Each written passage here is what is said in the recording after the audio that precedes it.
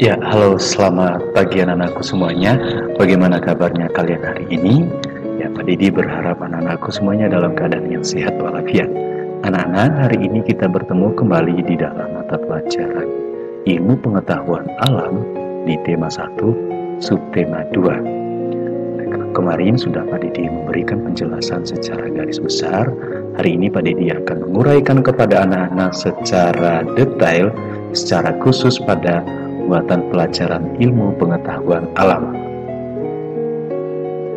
Anak-anak, pada pembelajaran pertama, kita akan disajikan dengan materi cara menghasilkan bunyi pada benda. Nah, pembelajaran ini sudah kita bahas pada pertemuan pertama kali di subtema 1. Jadi, sumber bunyi adalah semua benda yang dapat menghasilkan bunyi. Bunyi dihasilkan oleh benda yang bergetar. Anak-anak bisa memperhatikan ada contohnya senar gitar yang dipetik, kemudian suara yang keluar dari komunikasi manusia melalui pita suara yang kemudian bergetar ketika kita atau manusia itu berbicara. Maka di sini Pak Didi menampilkan ada contoh sumber bunyi. Juga sudah pernah kita bahas, ini Pak Didi mengambil beberapa untuk mengulang. Misalnya yang pertama adalah biola. Senar biola yang digesek menghasilkan bunyi. Bunyi dihasilkan dari senar yang getar. Ingat di pembelajaran sebelumnya Pak Didi menyampaikan bahwa pada biola selalu ada kotak resonator yang kemudian untuk menguatkan bunyi yang masuk di dalam kotak resonator tersebut. Kemudian contoh yang kedua, di sini ada marakas. Marakas yang digoyangkan akan menghasilkan bunyi. Butiran dalam marakas saling bertumpukan sehingga menghasilkan bunyi. Ini contoh yang kedua. Kemudian yang ketiga, anak-anak mungkin sangat familiar dengan contoh yang ketiga ini, yaitu gendang. Nah, gendang ini akan berbunyi saat dipukul karena kulit gendang akan bergetar dan menghasilkan bunyi. Ini adalah contoh sumber bunyi yang sedikit Pak Didi mengulang kembali karena pernah kita bahas pada pertemuan-pertemuan sebelumnya. Baik anak-anak, kemudian pada pembelajaran selanjutnya kita akan fokus pada pendengaran manusia. Anak-anak tentu tahu telinga merupakan salah satu panca indera, ya. Fungsi telinga itu meliputi sebagai alat pendengaran dan juga sebagai alat keseimbangan tubuh. Jadi ingat ada dua fungsi telinga, sebagai alat pendengaran dan juga sebagai keseimbangan tubuh. Dan di sini Pak Didi menampilkan telinga terbagi menjadi 3 bagian, yaitu telinga luar, telinga tengah, dan telinga bagian dalam. Untuk bagian-bagian telinga ini, nanti kita akan simak satu persatu sehingga anak-anak dapat memahaminya. Mari kita ikut penjelasan selanjutnya. Yang pertama adalah telinga luar. Nah, telinga luar ini terdiri dari daun telinga. Daun telinga ini tersusun dari tulang rawan. Daun telinga punya fungsi yaitu menangkap getaran bunyi, sehingga penting sekali kita merawat daun telinga. Kemudian yang kedua juga ada lubang telinga. Nah, lubang telinga ini terletak di pangkal daun telinga. Lubang telinga ini berfungsi sebagai tempat masuknya bunyi ke dalam telinga. Kemudian yang ketiga ada liang telinga atau saluran pendengaran. Nah, saluran pendengaran ini berfungsi untuk meneruskan bunyi ke telinga tengah. Nah, pada liang telinga ini biasanya terdapat rambut halus yang berfungsi untuk menghalangi debu dan air yang masuk ke telinga. Anak-anak bisa memperhatikan gambar yang Pak Didi tampilkan di samping di sini, ada daun telinganya, lubang telinga, dan saluran pendengarannya. Kemudian anak-anak, mari kita lihat pada telinga tengah itu ada juga gendang telinga atau membran timpani. Nah, membran timpani ini berupa selapu tipis yang peka sekali terhadap bunyi. Nah, gendang telinga akan bergetar saat menerima gelombang bunyi. Nah, gendang telinga ini juga mempunyai fungsi anak-anak, yakni menerima setiap getaran bunyi dari daun telinga dan meneruskannya ke tulang-tulang pendengarannya. Maka kesehatan gendang telinga itu sangat berpengaruh dan memiliki peran yang sangat penting. Kemudian selain gendang telinga, di telinga bagian tengah juga ada tulang pendengaran. Apa fungsi tulang pendengaran ini? Tulang pendengaran ini itu terdiri dari tulang martil, tulang landasan, dan tulang sanggurdi. Nah, tulang pendengaran ini mempunyai fungsi untuk meneruskan getaran bunyi ke koklea. Anak-anak bisa memperhatikan pada gambar yang telah Pak Didi sampaikan di sini, di mana letak tulang pendengaran manusia. Kemudian selanjutnya adalah telinga bagian dalam. Nah, bisa sambil memperhatikan juga dengan gambar yang Pak Didi tampilkan. Nah, telinga bagian dalam ini ada beberapa bagian. Yang pertama itu adalah saluran setengah lingkaran. Saluran ini berfungsi untuk membantu mempertahankan keseimbangan tubuh.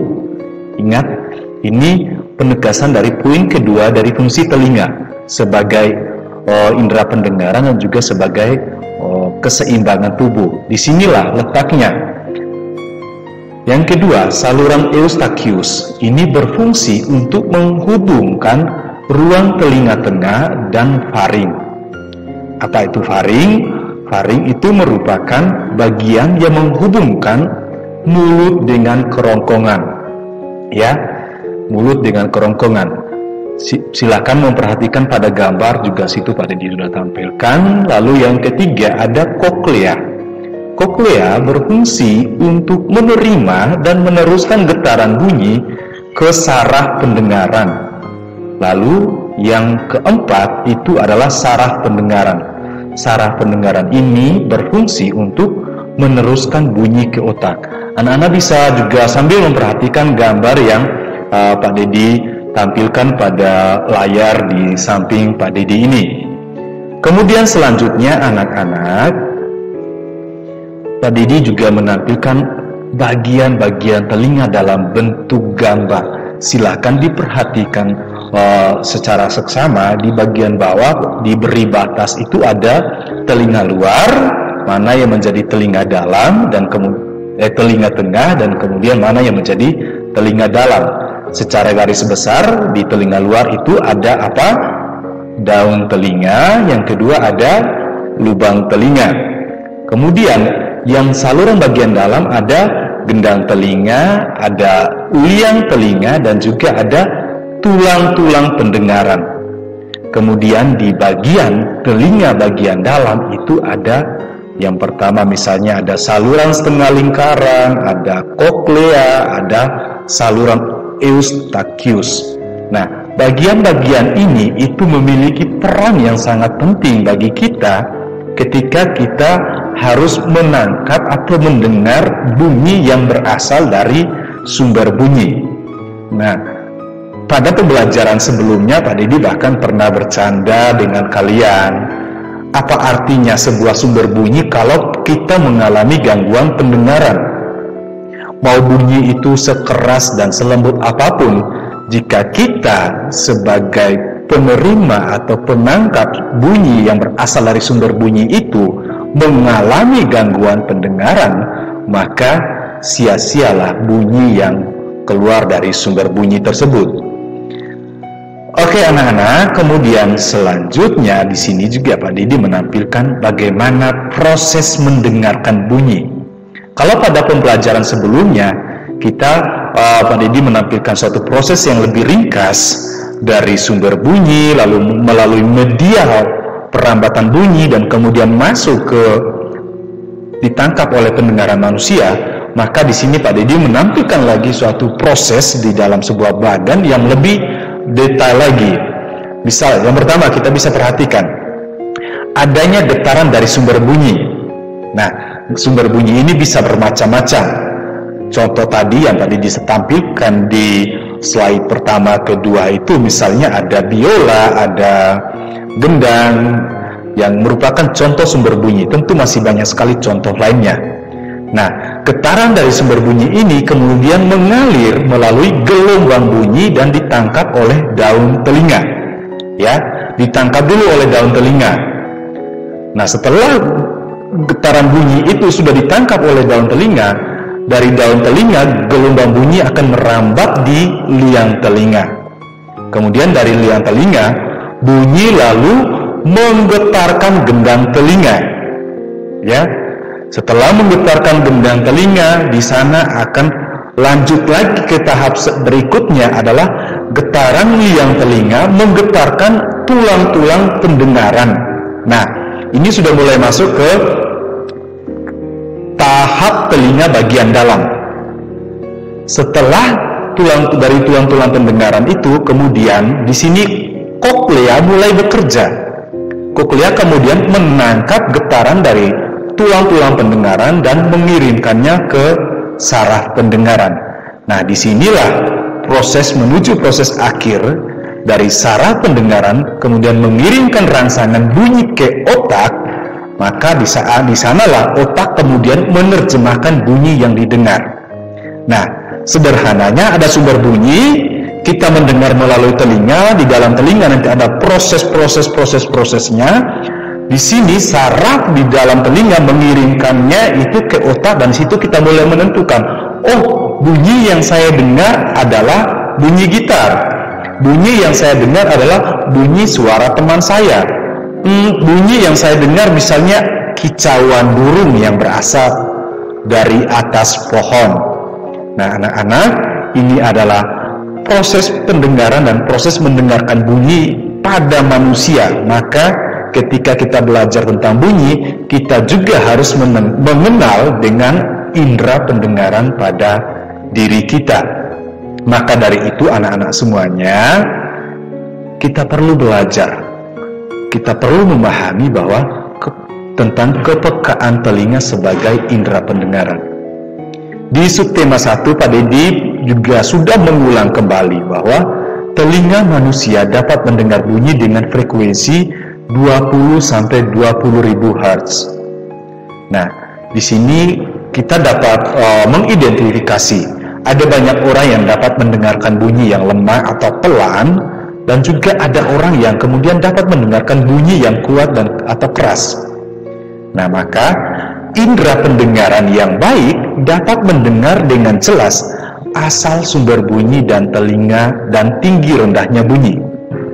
Nah, untuk itu vital sekali, penting sekali peran telinga sebagai indera pendengaran di dalam diri kita. Oleh karena itu, pada bagian terakhir di sini, Pak Dedi mengajak kepada anak-anak semua untuk bagaimana memelihara kesehatan telinga. Anak-anak, Pak Dedi selalu berpesan, telinga perlu dirawat kebersihannya agar tetap sehat. Bahkan kita di sekolah, anak-anak misalnya pada kelas 1, 2, dan 3, bahkan kelas 4 itu selalu ada imunisasi. Dan di sini ketika kalian datang di sekolah, akan diperiksa kebersihan telinganya, akan diperiksa pendengarannya seperti apa. Nah, di sini Pak Dedi hanya menampilkan 3 bagian cara merawat telinga. Yang pertama, bersihkan telinga bagian luar secara teratur menggunakan kapas yang bersih, ya. Ini telinga bagian luar. Kemudian jangan mengorek-ngorek telinga karena dapat mendorong kotoran itu lebih dalam dan kotoran akan semakin menumpuk. Nah, ini kadang kita punya kebiasaan yang tanpa kita sadar, kita kemudian karena merasa enak lalu kemudian mengorek-ngorek kotoran yang ada di telinga. Namun tanpa kita sadar, tindakan kita itu hanya juga dapat menimbulkan tumpukan kotoran di dalam telinga. Kenapa? Karena kotoran yang menumpuk itu dapat mengganggu pendengaran, mengakibatkan robeknya selaput gendang, ya. Jadi kalau kalian membersihkan telinga, bersihlah secara hati-hati. Jika kotoran telinga banyak, kalian merasa bahwa telinga kalian terlalu kotor, mengalami masalah dengan pendengaran kalian, saran Pak Dedi, segeralah pergi ke dokter THT atau dokter telinga, hidung, dan tenggorokan untuk dibersihkan atau untuk diperiksa. Biasanya di dokter THT itu punya fasilitas yang cukup lengkap untuk membersihkan telinga kita dengan sangat aman. Kemudian yang ketiga, jika ada suara yang memekakkan telinga, segera tutup kedua lubang telinga agar gendang telinga tidak rusak. Saya kira pada bagian yang ketiga ini sudah cukup otomatis ya. Kadang kita mendengar teman kita yang ngomongnya tidak terlalu berisi, tidak ada mutu, kita memilih untuk menutup telinga.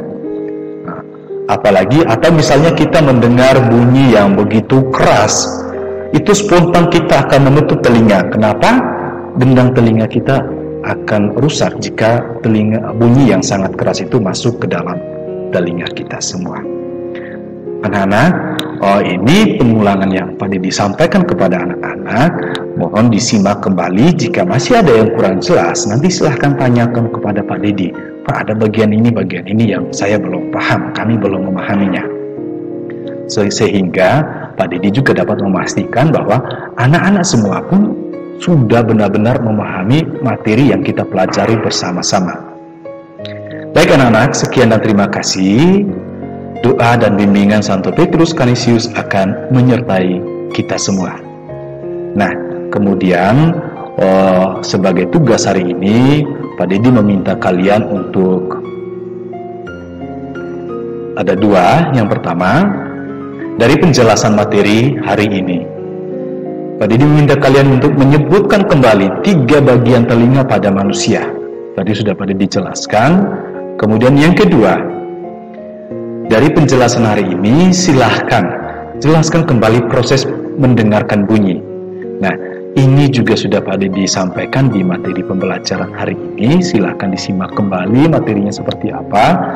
Kemudian tuliskan jawaban anak-anak semua pada lembar jawaban kalian. Lalu jangan lupa cantumkan juga dengan nama dan nomor absen sehingga memudahkan Pak Dedi untuk mengidentifikasi.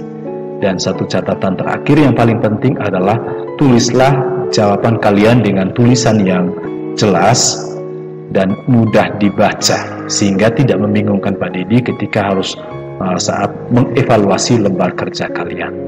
Sekian dan terima kasih. Tuhan memberkati.